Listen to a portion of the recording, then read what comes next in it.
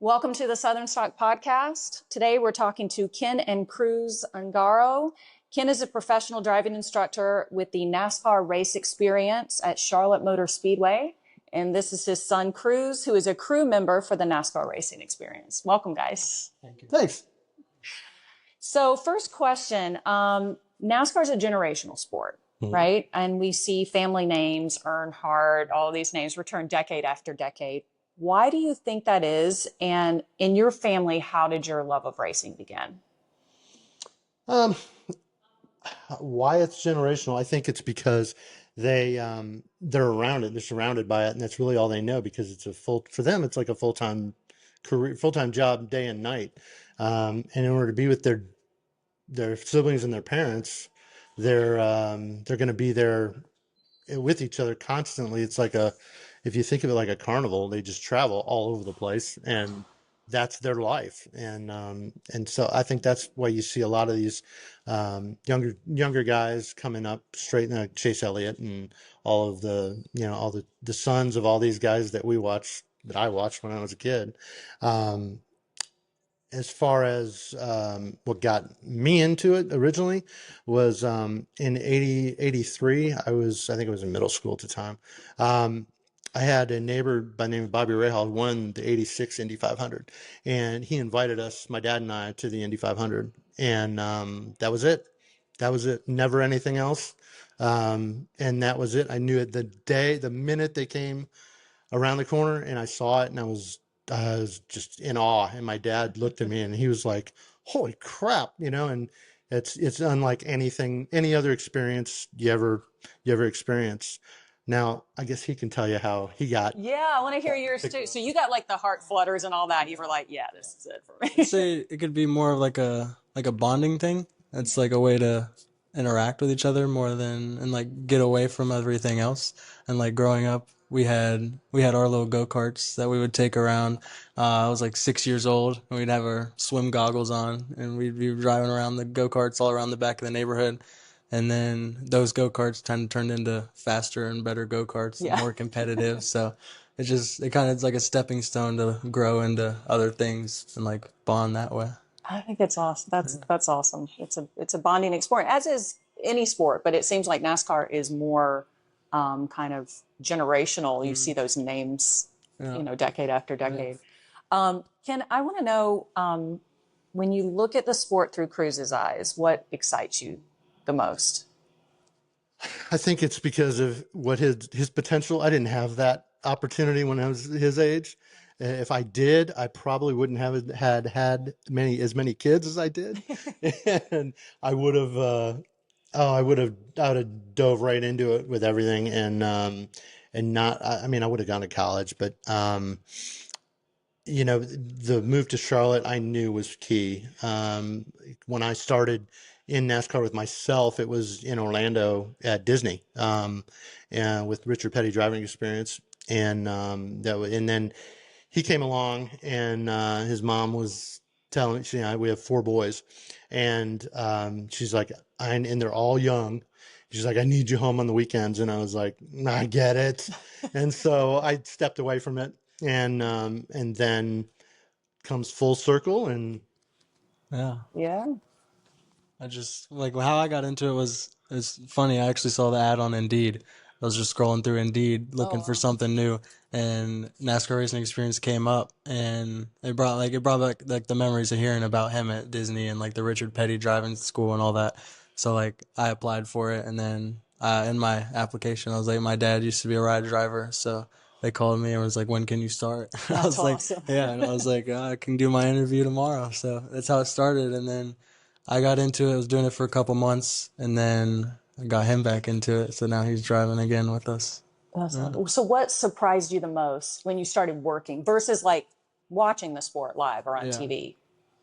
I'd say it's a lot more work than you think. Okay. Like going into it, like even like small things like setting up, like the event days before that, we'll be there like 2.5, 3 hours early, and just like setting up tents, putting the helmet card out, doing all the timing, because like the timing dishes all around the tracks, like get lap times and all that stuff.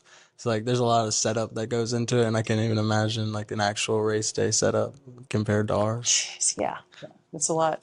What does, on that note, what does a typical day look like for both of you? For me, we get there. I get there with all the crew guys. I'll get there. We get there like 7:30, except on Sundays I found out we don't get there till noon, well, 10, and I sat there for 4 hours at the Speedway, sleeping in the grandstands by myself. It was so peaceful. I loved it. Yes, note to myself, Sundays we're not there till later. But we get there at 7:30 and 7:30, and then start setting everything up and all the just the whole program, tents and everything, um, and then we wait for everybody to get there, and then the heat comes on, and it's brutal. I've done that. I was in the car with you. This is how we met, and he drove me around Charlotte Motor Speedway, very high speed, and it was very hot. How do you do that all day? Do you have like vents in your suit, or do you I have a vent in my helmet? In your helmet, okay. Yeah, a vent in my helmet, and sitting in pit road is brutal. I can't wait to get out on the track, and the people who buy the bigger packages, I love them because I just tell them the AC doesn't come on until about 150 miles an hour, and it's the truth. It doesn't start flowing through my helmet, and they're in shorts and sandals and stuff, and I was like, come on, let's go, because it gets really, really hot sitting there, and we want to be on the track. Yeah. So yeah. It's a long day. Say like the startup for me as like the pit crew members as well. It's like it's not the same. So most track days will be there like 6:30 in the morning. Post race events we're technically not allowed to go in until everybody has left the race. So we'll go in at like 11 at night and set up some of the stuff just to get a little head start for the next morning.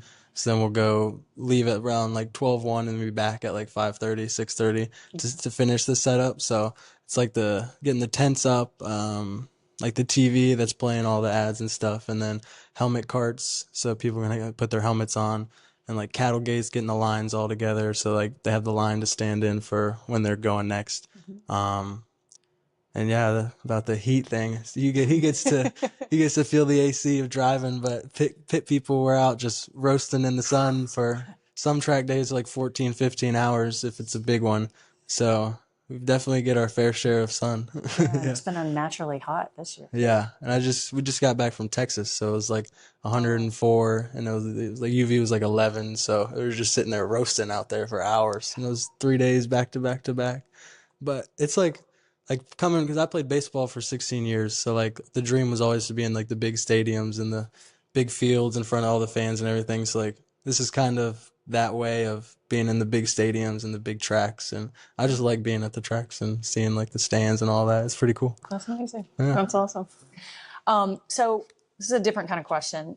Every racer has kind of a sensory memory, right? Like a smell or a sound or a feeling or something that takes you back to the track even when you're not there. Mm-hmm. What's yours? Mine's gasoline. Gasoline. Yep. And especially if it's got alcohol in it. Like, it's got a unique smell to it. And I can smell it. If I drive by the Speedway and it's going, I can smell it. I'm like, yeah, I'm going in. I'm not going to pass this. So, yeah. And you love it. Oh, absolutely. Yeah. Absolutely. It's like no other. I don't know, you can't smell it on the road. That smells awful, on the road, or you're smelling somebody smoking and 2 cars ahead of you, and you're like, no. But it's the smell of that fuel, especially when a race starts or when we get in the cars and it starts going. That's just it's the unique smell you don't smell anywhere else. Yeah. What about you?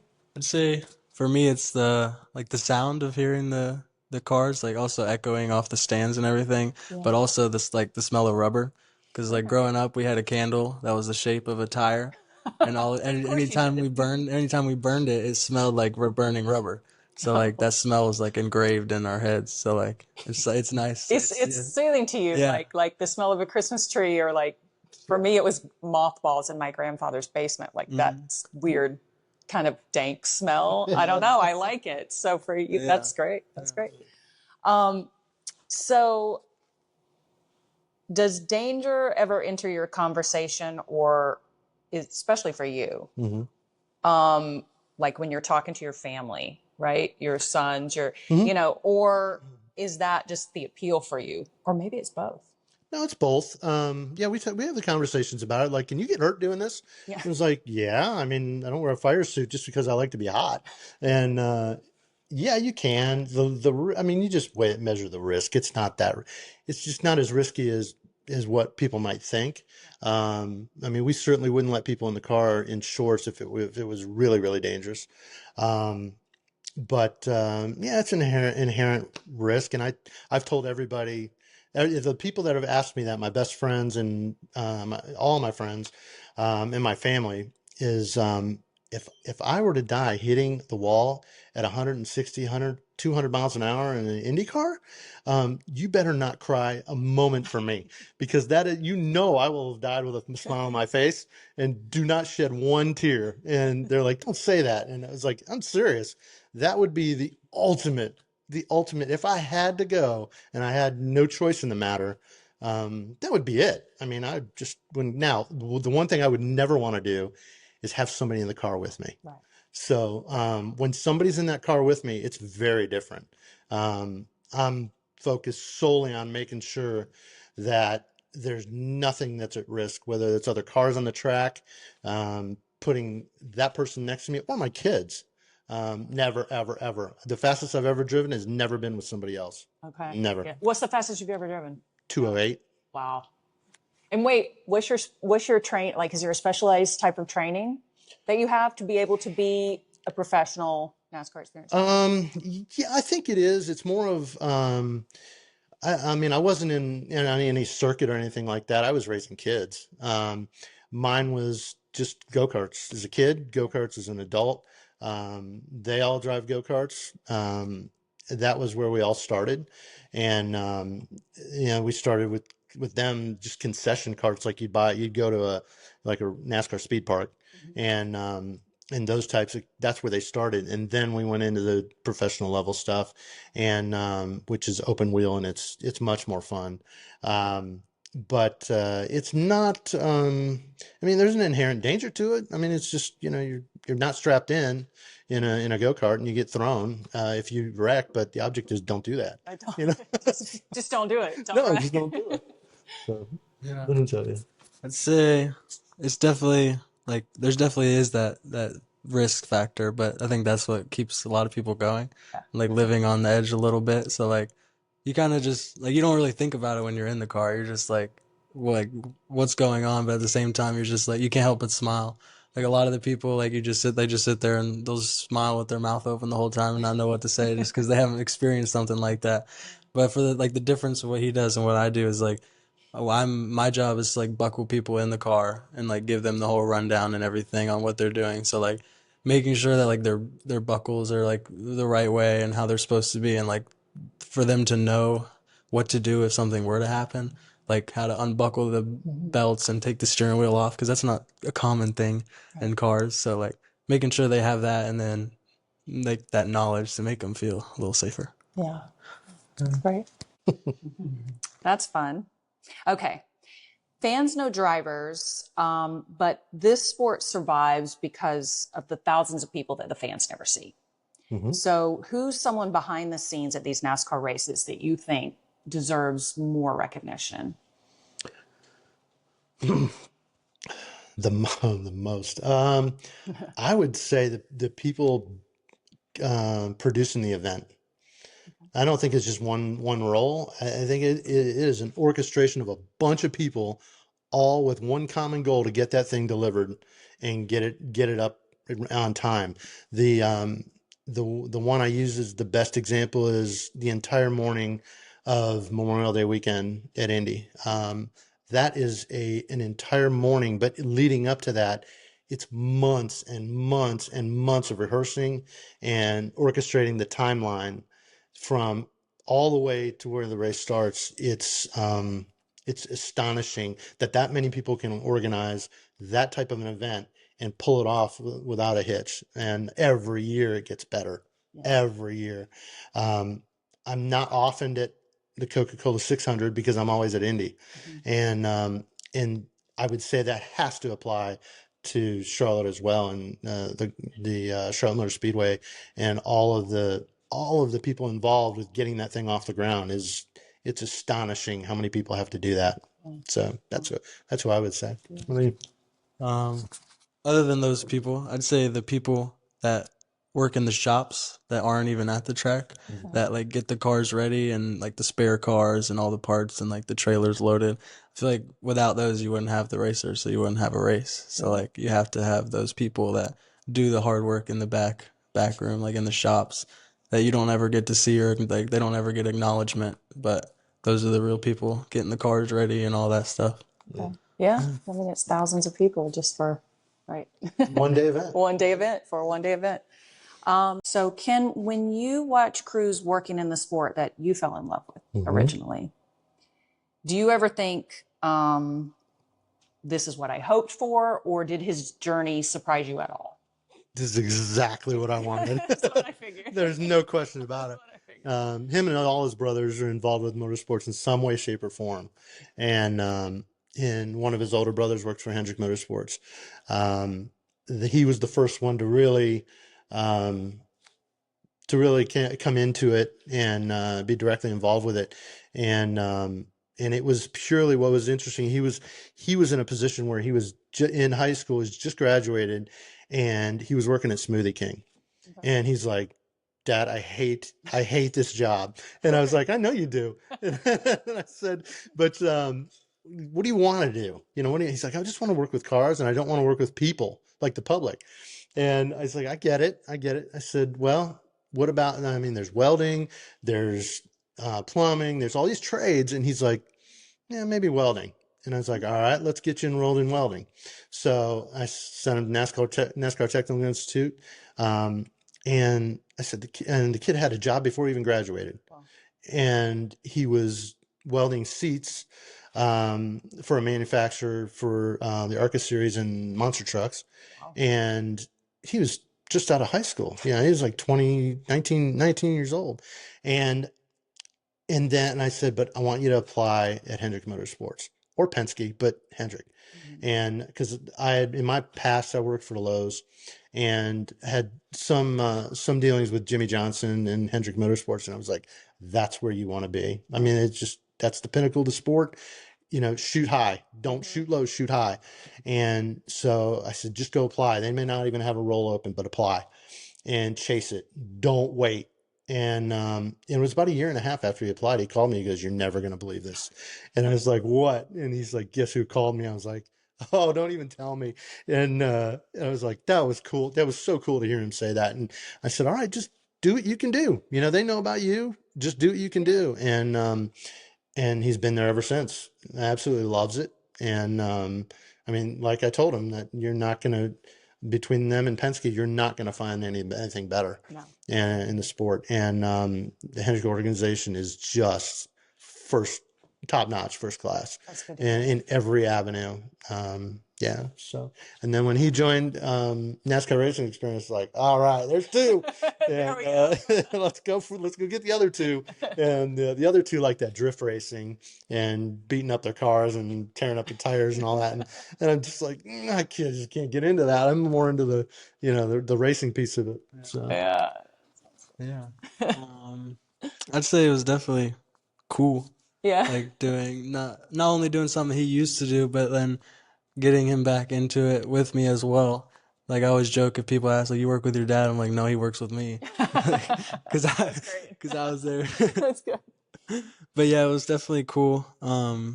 Like going, because I was so dedicated in baseball for 16 years, and like I totally thought that would have been my future. And then I had the opportunities, but didn't see it could get me anywhere beyond college. So figured it would kind of scratch that and move into something else. And then I was doing maintenance at a warehouse job, fixing machines and climbing racks, and I didn't like it. To be honest, I didn't like it. No. And I left that, and I was like, I'd rather do something a little less money for something I actually enjoy and fun, and I love traveling. So coming to this job and hearing I get to travel all over to all these different tracks like that's a big thing for me. So just like getting to experience the world a little bit and just around, it's nice. Do you ever just sit around and like, I can't believe this is my life. This is so perfect. Yeah. I couldn't have written it any better, Yeah. right? Oh yeah. That's Exactly. awesome. Exactly. Not a lot of people can say that.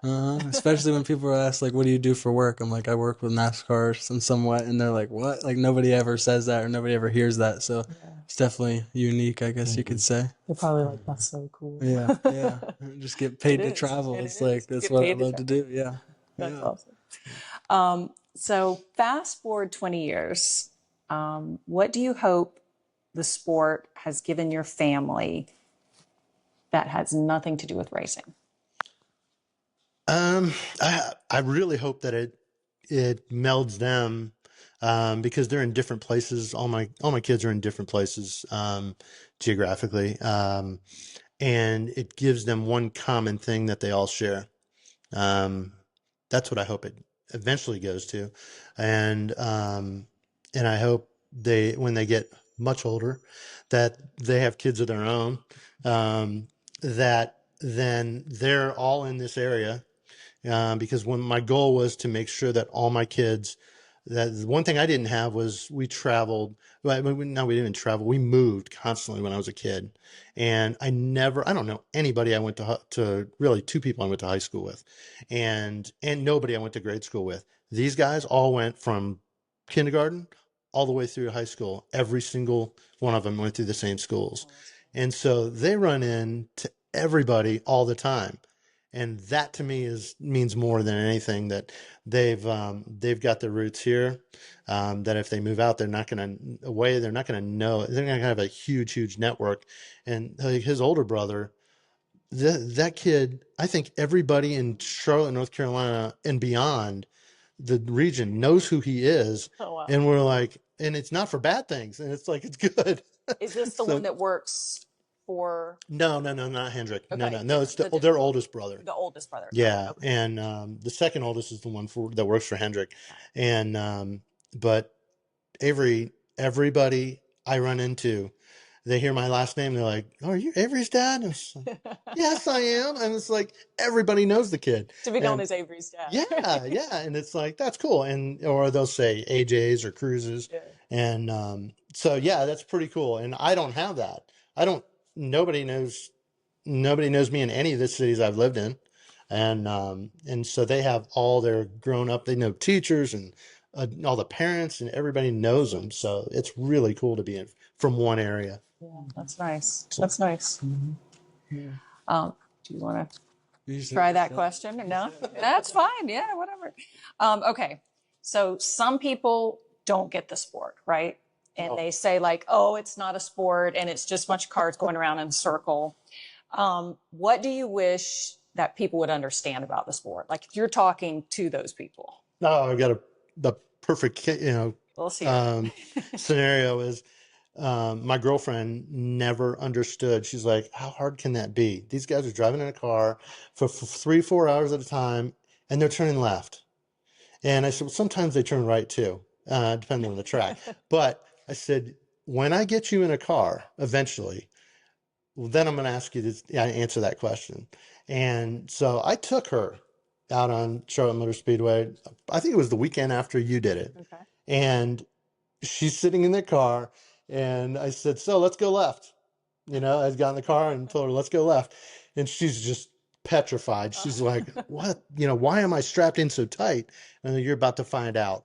And so he strapped her in, and we went on our way. And the video is absolutely hysterical. She is like, just staring straight ahead, holding on to stuff. And then she kind of gets a little comfortable, but she's like, how do you breathe? We got done. I said, what'd you think? And she's like, okay, I get it. I get it. She says, but how do you breathe for that long in the car? I'm like, what do you mean breathe? And she's like, when you're in the turn, she's like, I can't breathe. She's holding her breath. No, she's like, can't take a breath in. Yeah, she couldn't actually breathe. And I was like, those are G-forces. And now I want you to imagine that for 4 hours, doing 30 miles an hour faster than what we were doing. And then there's a guy on each side of you. Right. And you're expecting not to hit him. And she's like, or hit him. yeah, hit him if you want. Yeah, yeah. And she's like, okay, I get it. I understand. And that's it. You've just got to feel it. And the best way to get that first feeling is just go to a race. Go to a race and I told him, we went to Indianapolis. His first Indy was this year. And I said, after this race gets going, I want you to walk down there and stand next to the fence. And because that's what I did when I was my first Indy. That's where it set into me like, oh shit, this is fast. This is beyond fast. And they're traveling at a football field a second. Yeah. And it's so fast. And you can't focus to see, you can't even see the number on the car. It's going by so fast. Well, NASCAR, it's a big gust of wind. And when you finally feel pieces of tire and dust and dirt and watch those guys go by, it's like, whoa, this is not what I thought this was. And when you do it for the first time. So I love taking people to their first race. Love it. And because they walk away like, holy crap. Then you get them in the car. And it's, again, the same type of thing. So the message is just get there. Get to the race, and you'll feel it, right? You'll feel it. Yeah. So mine's pretty similar because since I work on pit road, I see the people's reactions and I get to talk to him more because when he's in the car, they're just getting him in and out, in and out, in and out. So he doesn't get much time with them. But as like being on pit road, they'll be sitting there for like the 8-minute session. They'll be waiting for the next guy to come in. So I'll just be hanging out there talking to them. But like the most question I ever hear when they get out of the car is, how do they do this for so many laps? Like it's a lot more than people think than just turning left. Like when you turn left, like your whole body wants to go right, but you're going left. So it's like it's a feeling you can't really explain unless you actually get to feel it. Yeah. Like people, they'll get in the car and I'll be like, "Are you excited?" And they're like, "Yeah, I'm just gonna drive fast." And I'm like, "Yeah, you're about to experience something you haven't experienced before." So and then they get out and they're just like speechless and they're like, "I don't know how people do this for so many laps." I'm like, it'll take so much more training as well than people ever understand. Like people like say Brexton Bush, he's 8 years old and he's starting now. And he's got so many years to come, but he's gonna, like the way he is now, he's gonna be such a good driver because of all the years and time he has and all the different vehicles and all the stuff he works his way up. Like the amount of training and stuff that goes into it, you can't just get older, say like 20s, and be like, oh, I want to race NASCAR. Like you got to start it at a young age because there's so much time and training that goes into it that correlates to it. And you're right about your body wants to go right. The G-forces. When I was in the car with you, I think you hit every lane, and then you got up close to the wall, and I was like, okay. But my body was like, well, I'm like, why am I wanting to do this? Like back and right, and we're leaning this way. It was wild. So this is an interesting one. If you could relive one moment in NASCAR history, not to change it, but just to experience it, what would it be? Man, I know it's a tough question. yeah, you go first on this I one. don't know if I could answer it, to be honest. I'll say a Dale Earnhardt race because being only 20, I didn't really get to experience that. And people are always like, Dale Earnhardt's like the GOAT of NASCAR, like the greatest of all time. And like, I don't have much to base it on because I never got to see him race or like go to a race that he was there. So like experiencing that would be pretty cool. Yeah, I think so. I'm sure you've seen videos and stuff, right? But it's not the same. Be in there. Mine would probably be back in the 50s in your dad's time when they're contemplating driving a car without a windshield. Yes. That is beyond even belief that factored into whether or not they decided whether they wanted to race or not. Right. Like, what the hell? Are you kidding me? Like, what am I doing? And they had open face helmets. Yeah, oh, yep. So it's like, and the mud was just coming in. Anything was coming in. Everything. Rocks, everything. But they were actually just determining whether or not they were going to run the race because NASCAR was going to make them put a windshield in the car. Yeah. I'd love to see that. Yeah. I would love to see it. Would I do it? Absolutely never. Yeah. But, oh, damn, that would be awesome to watch. Well, I was thinking like it'd be cool to see some of those drag races, like particularly like on the sand in Daytona. So I talk about this in Southern Stock where it's like you have to adjust the tire pressure. Right. Because of the way that the tires are going to bury into the sand. Right. Like all those factors. I just think that'd be kind of cool. Kind of reminds me of like, it's maybe stupid, but like Grease, with the girls. They drag race down the street, but on sand. There's a lot of cool things about how they get the car to do certain things. And the creative way they creatively not cheat but take advantage of the rules. Right. And like when you're on the sand, you want that tire as flat as possible because you want as much contact on that surface in order to accelerate, but more importantly, turn. Right. And on asphalt, it's a different game. But yeah, I don't know. It's interesting. And they cheated a little. I mean, Oh, if you're back not then they if you're cheated. not You get cheating, by you're with not it now, but if you're not, what were you gonna say? you're not cheating, you're not trying. That's right. If No, you're not that's cheating, you're true. not trying. That's right. Yeah. I mean, it started all with bootlegging, and they were cheating back then too. So Yeah, that's yeah. what it was all about. Yeah. Okay, so Southern stock is about legacy, Mm-hmm. right? When people hear your name, your family name, 30 years from now, what do you hope they remember? No, I think that well, I think what they will remember is just I was obsessed with racing from a very young age, and it kind of bled over into them.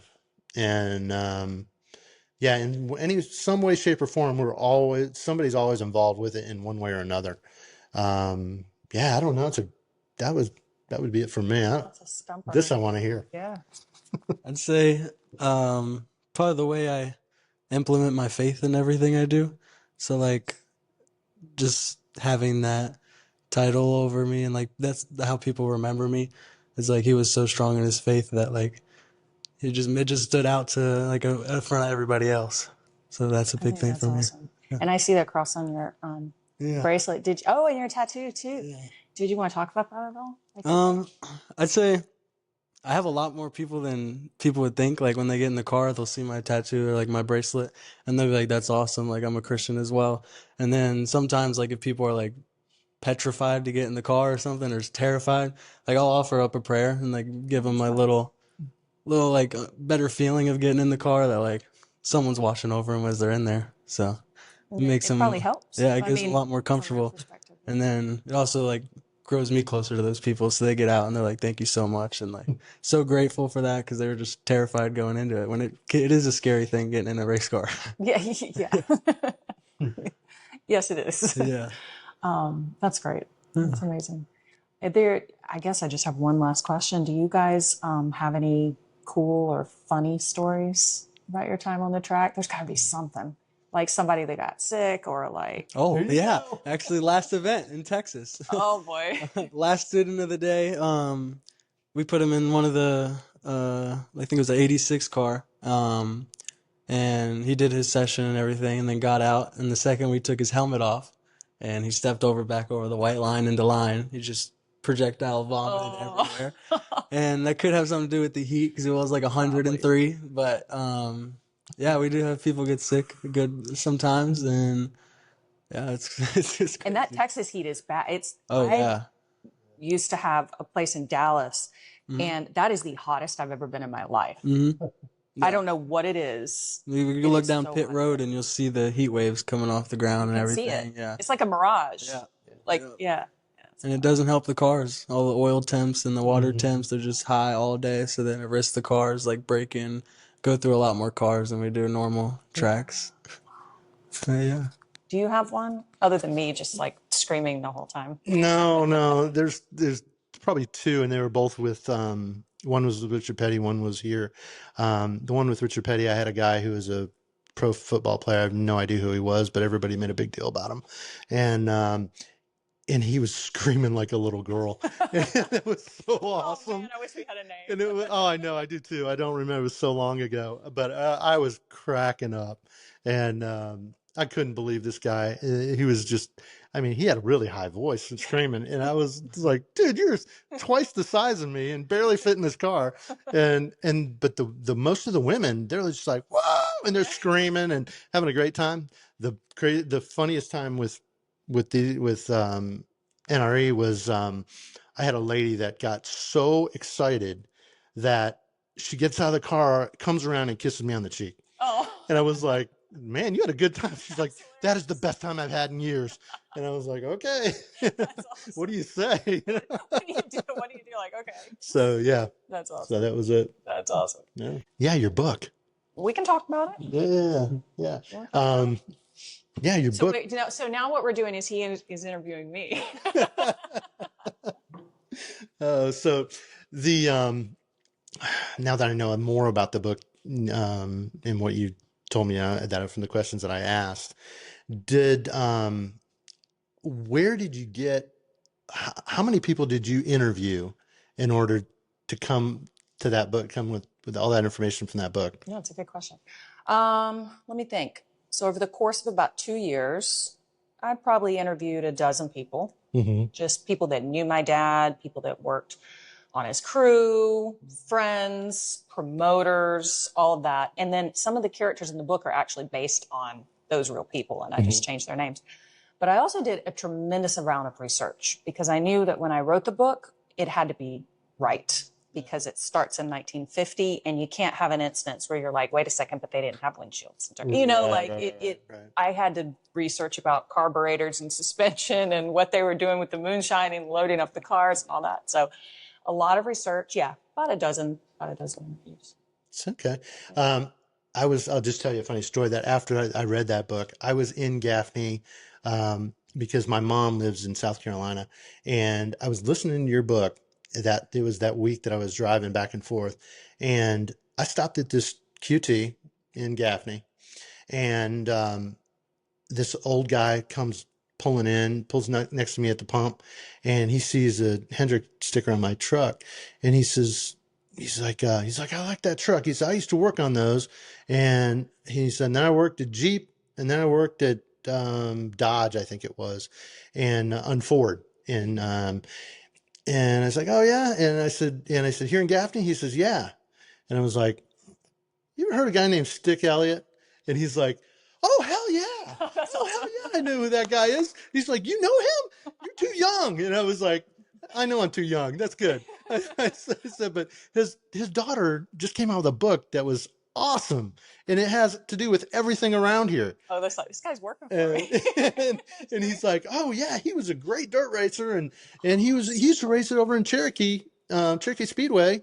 And I was like, yeah, I know. And he's like, oh yeah. And then boy, he wanted to talk. Oh, that's awesome. And I was like, that's a great it was story. so cool, man. It was so cool. I expected him maybe to hear the name. Yeah. But he was just, I mean, he lit up. He was like, excited. how do you know that name? You know? And it was like, yeah, it was really cool. So it kind of came full circle. That's awesome. I get that a lot if I'm like here in the area and I'll mention it. I'll get a lot of people that'll be like, man, I got some stories about your dad. He was a badass. And I'm thinking like, and sometimes I'll say, tell me. And they're like, nah, you don't want to hear that. I'm like, oh, God. Yes, you Must do. be really bad. Part 2. Yeah, I do. I kind of know. Right? That's awesome. Part 2. So there you go. Awesome. So all right, Ken and Cruise, thank you so much for coming on today talking about racing and legacy and family and faith and all of these things. It was so wonderful to have you both. Thank you. Thank you for having us. thanks. Thank you. Yeah.